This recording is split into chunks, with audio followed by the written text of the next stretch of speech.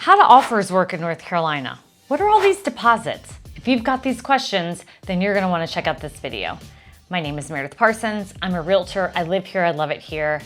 I want you to move here and love it here as much as I do. If you could do this, it would be awesome. Like, subscribe, and turn on notifications because each week I'm gonna be taking you on a little tour or adventure of Greensboro Triad area with a little bit of real estate thrown into the mix. And I wouldn't want you to miss out. Are you ready? Let's go find out about the deposits and how offers work here in North Carolina.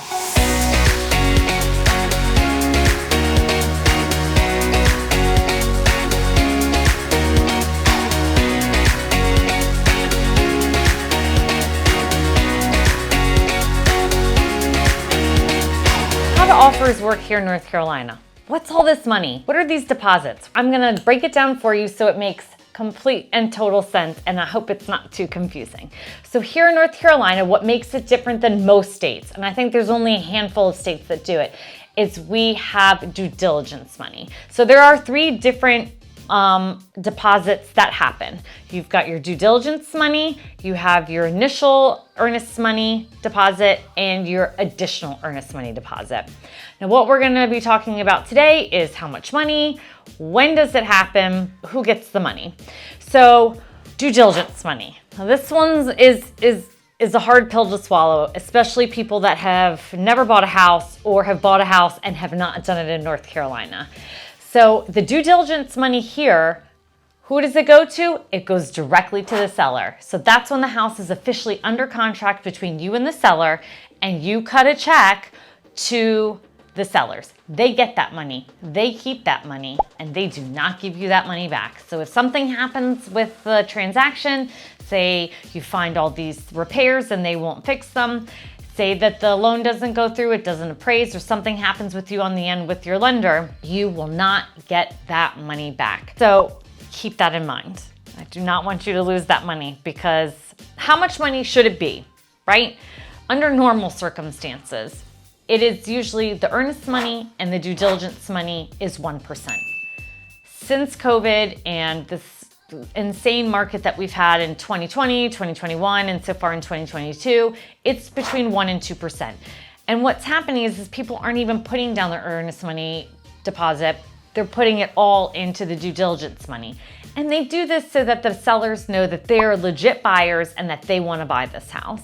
So the due diligence money will make your offer stronger, but you could also lose it. So in normal circumstances, it's 1% to 2%. Really, it's just been 2% lately is what I've seen, all of due diligence money. So let's talk about the earnest money.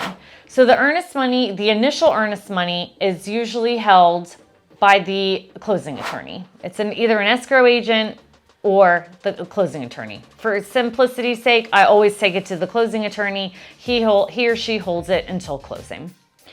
And so that's immediately within 5 days of the accepted offer. And again, it could be between the 1% and 2%. It all just it depends on what you and your realtor negotiate with those terms. So you've gotten your house under contract. So what happens then? You are now in what is called the due diligence period. The due diligence period is 2 to 4 weeks long, and that is when you're gonna get your house appraised and you're gonna get the house inspected and then negotiate the repairs. So if you've already put your initial due diligence money down, that's sitting in the account. You're good to go. What I usually do is I put down the additional earnest money. That's collected at the end of the due diligence period. Usually it's 2 to 4 weeks. That's when I hand it in. You know why? I do that for my buyers because I don't like money floating around, and I don't want there to be an issue where the sellers don't release it. Sometimes they just don't like that you wanted to back out of a transaction, and sometimes it can be problematic. The caveat with that, if it being additional earnest money, is the buyers need to get a cashier's check, and it cannot be a personal check. So that's just something to keep in mind. The thing with backing out during a due diligence period, and that's when you need to get all your ducks in a row and all that stuff, your repairs and your money and the bank loan, is that if you back out, you don't owe them the additional earnest money because you haven't gotten to the end of the period yet, the due diligence period, or if you have already put the deposit down of your earnest money, you can get that money back. So you can always get back your earnest money. You just need to do it within the due diligence period. So how do you know how much money to put down? Right now we're in a seller's market. Now it is shifting a bit, which is great for buyers because it's been really hard for buyers for the last 2 years. So you usually are putting a large due diligence money down because there are multiple offers. The house hasn't been on the market for long. And why are there multiple offers? There's not that many houses.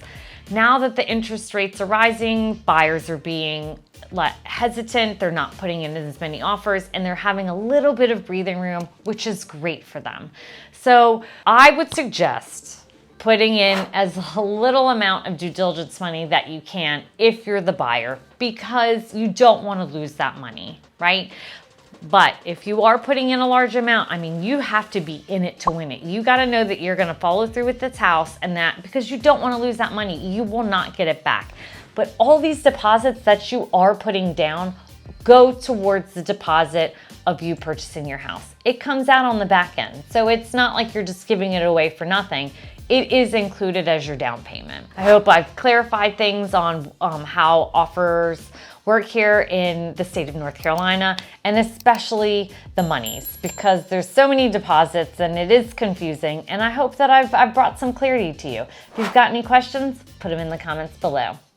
I appreciate you sticking to the end. I'll see you next time.